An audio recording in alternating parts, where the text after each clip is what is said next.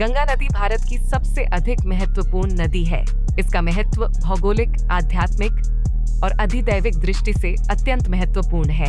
अपने आध्यात्मिक महत्व के आधार पर यह मकरवाहिनी रूप से उपास्य होती है तथा अधिदैव में इसे आकाश गंगा के रूप में प्रतिष्ठित समझा जाता है।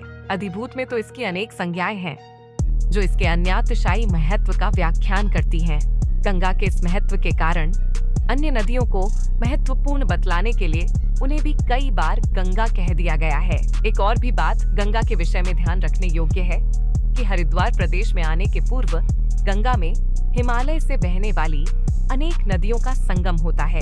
इस तरह की दो नदियों का संगम जहाँ जहाँ होता है उन सब की वहाँ अलग अलग प्रयाग संज्ञा है। श्री बद्रीनाथ यात्रा के मार्ग में यद्यपि पंच प्रयाग का नाम आता है, तथापि आजकल तो षट प्रयाग की यात्रा होती है, जिनके नाम है देव प्रयाग, रुद्र प्रयाग, कर्ण प्रयाग, नंद प्रयाग, गरुड़ प्रयाग और पाताल प्रयाग। इन प्रयागों पर मिलने वाली नदियों में अलकनंदा नदी प्रधान है। उसी में अन्य 5 गंगाएं मिलती हैं। उन 5 गंगा नदियों के पृथक नाम हैं भागीरथी, मंदाकिनी, कर्ण गंगा, नंद गंगा और गरुड़ गंगा।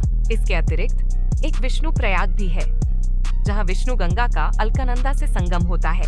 एक केशव प्रयाग भी है जो तीर्थराज माना जाता है। अन्यत्र 2 ही नदियों का संगम होता है, परंतु यहाँ गंगा और यमुना की जलधाराओं में भूमि के स्तरों में बहने वाली सरस्वती की धारा भी आकर मिल जाती है।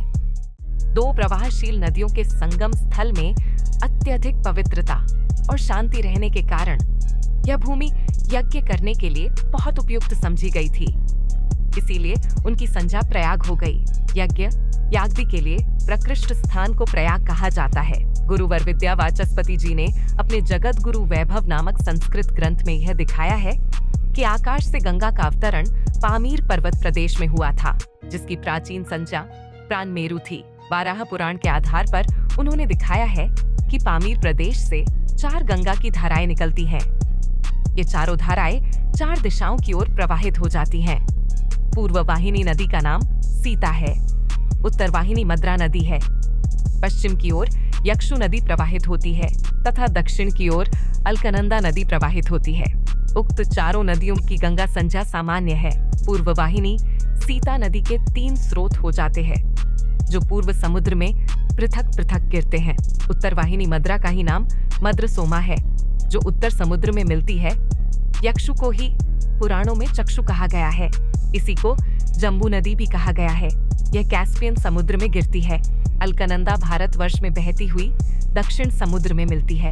प्रायः सभी पुराणों, महाभारत तथा वाल्मीकि रामायण में गंगा की अमित महिमा गाई गई है और प्राचीन भारत के अनेक आख्यानों का आधार गंगा है।